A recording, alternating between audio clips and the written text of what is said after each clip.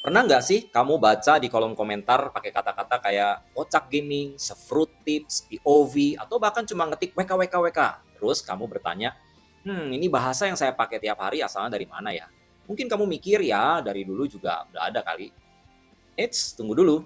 Gimana kalau saya bilang bahasa Indonesia itu literally sebuah mahakarya hasil rekayasa.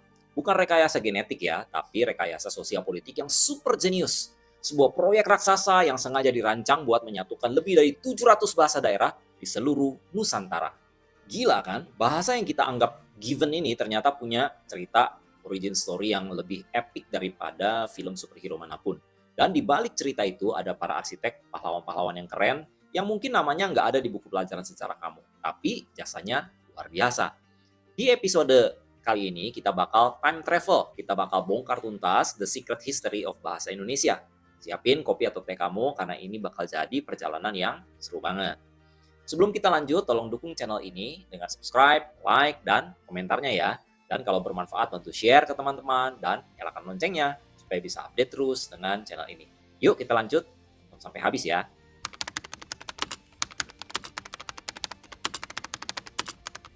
Oke, pertama-tama kita harus paham dulu kalau akar bahasa kita ini udah tua banget. Asalnya dari rumpun bahasa Austronesia yang tersebar dari Madagaskar sampai Pulau Paska. Cikal bakalnya adalah bahasa Melayu kuno. Buktinya ada di prasasti-prasasti batu dari abad ke-7 Masehi yang ditemuin di Sumatera dan Jawa. Zaman itu, di era kerajaan maritim Sriwijaya yang super jaya, bahasa Melayu kuno ini jadi semacam lingua franca. Apaan tuh lingua franca? Gampangnya bahasa gaul buat komunikasi antara suku yang berbeda-beda. Para pedagang dari berbagai penjuru Nusantara kalau ketemu di pelabuhan ya ngobrolnya pakai bahasa ini. Makanya sering juga disebut Melayu Pasar atau Bazar Malay. Strukturnya lebih simpel, gampang dipelajari, jadi efektif banget buat dagang. Masuk abad ke-12, pedagang dari Arab, dari Persia, datang bawa ajaran Islam. Bahasa Melayu pun berevolusi lagi, menyerap banyak banget kosakata Arab dan juga Persia. Dan lahirlah apa yang kita kenal sebagai bahasa Melayu klasik. Hurufnya pun diganti dari Palawa ke Jawi. Nah, disinilah mulai ada percabangan. Melayu yang di Semenanjung Malaya, yaitu sekarang Malaysia, jadi kental banget sama nuansa Arabnya. Sementara Melayu yang di Nusantara kita terus berinteraksi dan nyampur sama bahasa-bahasa lokal, kayak Jawa, Sunda, juga bahasa pendatang lain seperti Portugis di abad ke-16. Intinya, jauh sebelum ada negara bernama Indonesia, bahasa Melayu ini memang sudah jadi bahasa utama buat komunikasi lintas etnis dan internasional di Asia Tenggara.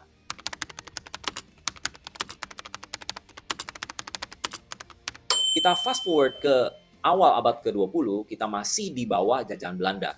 Pemerintah kolonial Belanda ini pinter. Mereka sengaja bikin kita terpecah belah biar gampang dikontrol. Tapi uniknya, buat urusan administrasi ke pribumi, mereka justru pakai bahasa Melayu yang udah distandarisasi. Kenapa nggak pakai bahasa Jawa aja yang penuturnya paling banyak, yaitu lebih dari 40% populasi pada saat itu. Nah, ini bagian jeniusnya dari para pendiri bangsa kita. Belanda sendiri sadar kalau mereka paksain bahasa Jawa, etnis terbesar bakal makin kuat dan bisa memicu kecemburuan suku lain. Bahasa Melayu dianggap lebih netral dan egaliter, nggak punya tingkatan bahasa serumit bahasa Jawa yang ya agak feodal. Konteks inilah yang jadi panggung buat salah satu momen paling dramatis dalam sejarah kita.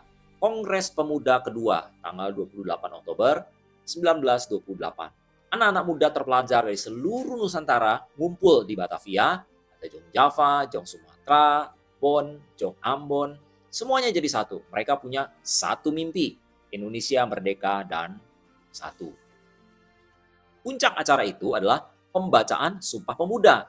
Kita semua hafalkan, satu tumpah darah, satu bangsa, dan satu bahasa. Tapi plot twistnya ada di ikrar ketiga. Kamu tahu nggak? Draft awal yang dibikin sama Muhammad Yamin itu bunyinya begini. Menjunjung bahasa persatuan bahasa Melayu. Nah, tiba-tiba seorang jurnalis muda dari Madura bernama Muhammad Tabrani berdiri dan protes keras. Dia bilang kalau tumpah darahnya Indonesia, bangsanya Indonesia, ya bahasanya juga harus bahasa Indonesia. Dia berargumen, kalaupun bahasa itu belum ada, maka Kongres inilah yang harus melahirkannya. Dan boom! Momen itu bukan sekedar ganti nama. Itu adalah sebuah tindakan politik yang jenius. Dengan mengganti nama Melayu jadi Indonesia, para pemuda itu secara simbolis memutus hubungan bahasa ini dari etnis Melayu dan mereklaimnya sebagai milik seluruh bangsa Indonesia yang baru. Ini adalah kelahiran ideologis bahasa Indonesia. Bahasa yang tadinya cuma alat dagang, sekarang jadi simbol perjuangan dan persatuan.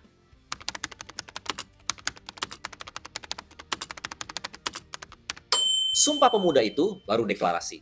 PR besarnya adalah membangun bahasa ini biar jadi bahasa modern yang siap pakai. Dan proses ini nggak terjadi gitu aja. Ada orang-orang hebat di baliknya. Para arsitek bahasa yang bisa kita bagi jadi 3 kelompok. Yang pertama itu kita sebut saja para konseptor. Mereka ini yang punya ide gilanya. Ada Muhammad Tabrani, Suryo Wicitro. Dia adalah sang pencetus nama bahasa Indonesia.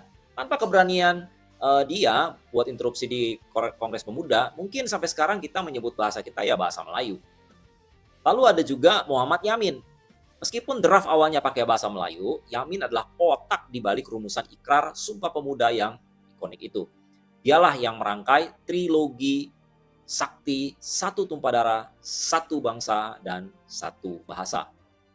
Nah, yang kedua ada namanya para pembangun. Mereka ini adalah para teknisi, para insinyur bahasa yang membangun strukturnya. Ada yang namanya Bapak Sultan Takdir Ali Syahbana. Ini dia, tokoh sentral modernisasi bahasa Indonesia. Dia yang bikin buku Tata Bahasa Baru Bahasa Indonesia di tahun 1936. Yang jadi fondasi tata bahasa modern kita. Nah, waktu zaman Jepang, dia mimpin komisi bahasa yang dalam 3 tahun berhasil menciptakan 7.000 istilah teknis dan administrasi baru. Wow, produktif banget kan?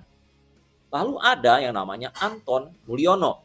Kalau kamu pernah dengar kata daring, atau dalam jaringan, luring, atau luar jaringan, atau pencakar langit. Nah, berterima kasihlah sama Pak Anton ini.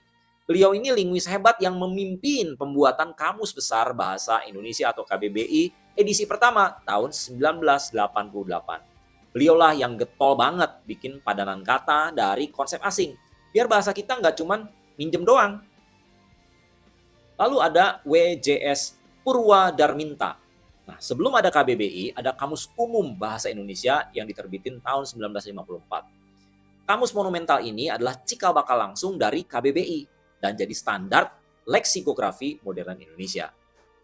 Kemudian ada juga Yusuf Syarif Badudu atau JS Badudu. Nah, ini dia idola generasi 80-an dan 90-an. Kalau sekarang ada influencer bahasa di TikTok, Pak Badudu ini influencernya lewat TVRI, lewat acara Pembinaan Bahasa Indonesia. Beliau dengan sabar ngajarin seluruh negeri cara berbahasa Indonesia yang baik dan benar. Beliau bikin linguistik jadi keren dan membumi. Nah, kelompok ketiga ada para seniman nih. Kalau strukturnya udah, jadi butuh seniman-seniman buat ngasih jiwa ke bahasa itu. Ada yang namanya Hairil Anwar, si binatang calang dari angkatan 45. Dia mendobrak semua aturan puisi Melayu klasik yang kaku dengan gaya bahasanya yang lugas, ceplas-ceplos, dan individualistis. Dia bahkan membuktikan kalau bahasa Indonesia itu bahasa yang hidup, modern, dan bisa dipakai buat mengekspresikan kegelisahan batin yang paling dalam.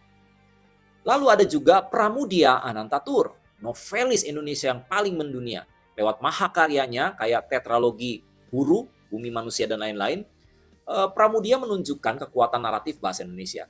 Dia menulis novel-novel saat itu jadi pertahanan politik. Tapi karyanya justru membawa bahasa kita ke panggung sastra dunia. Dan tentu saja juga ada penulis-penulis kontemporer lain seperti Ayu Utami, Eka Kurniawan, Lela Kudori, yang terus mendorong batas-batas kemampuan bahasa kita sampai hari ini.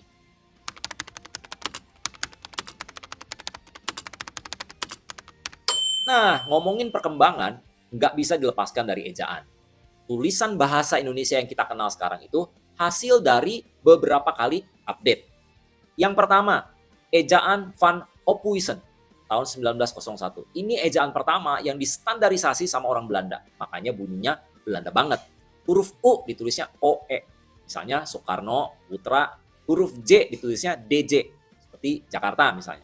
Dan huruf C ditulisnya TJ, misalnya Cahaya. Nah, teks Sumpah Pemuda itu ditulis pakai ejaan ini loh. Ya. Nah, yang kedua ada ejaan Suwandi atau ejaan Republik tahun 1947. Setelah merdeka, kita bikin ejaan sendiri. Yang paling kelihatan, OE itu diganti jadi U. Jadi, Putra resmi jadi Putra. Simple tapi penting. Yang ketiga, ada ejaan yang disempurnakan atau EYD tahun 1972. Ini major update-nya. Biar seragam sama Malaysia juga. Di sini DJ jadi J, lalu J jadi Y, TJ jadi C, dan NJ jadi NY. Sistem inilah yang jadi dasar ejaan kita sampai sekarang. Bayangin kalau kita masih pakai ejaan Van Ophuijsen. Ngetik chat aja bisa kram jarinya, guys. Ya. Cuma mau kasih tahu jangan lupa makan siang. Aduh, ribet banget. Mana nih?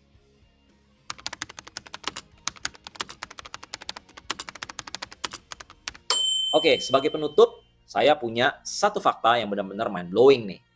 Tahu nggak? Di tahun 1977, NASA itu ngeluncurin 2 wahana antariksa bernama Voyager 1 and Voyager 2 ke luar angkasa. Misinya apa? Buat menjelajah tata surya kita dan terus terbang ke ruang antar bintang. Nah, di dalam Voyager itu ada piringan emas, namanya Voyager Golden Record. Isinya apa? Isinya adalah suara dan gambar yang dipilih buat mewakili kehidupan dan kebudayaan di planet bumi. Ya, semacam pesan dalam botol. Buat kalau ada alien yang nemuin dan ya mungkin bisa berbahasa ya. Di antara 55 bahasa dari seluruh dunia yang pesannya direkam di piringan emas itu salah satunya adalah bahasa Indonesia. Yes, bahasa kita sekarang lagi layang-layang di luar tata surya. Keren kan?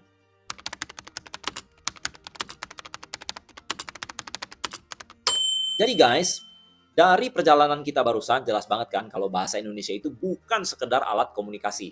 Ia adalah sebuah proyek kebangsaan yang visioner, sebuah monumen hidup dari persatuan yang ditempa dari keberagaman yang luar biasa. Pilihan untuk mengangkat bahasa Melayu, bahasa minoritas, dan menamainya Indonesia adalah sebuah langkah politik cerdas untuk menciptakan fondasi yang setara bagi negara baru kita.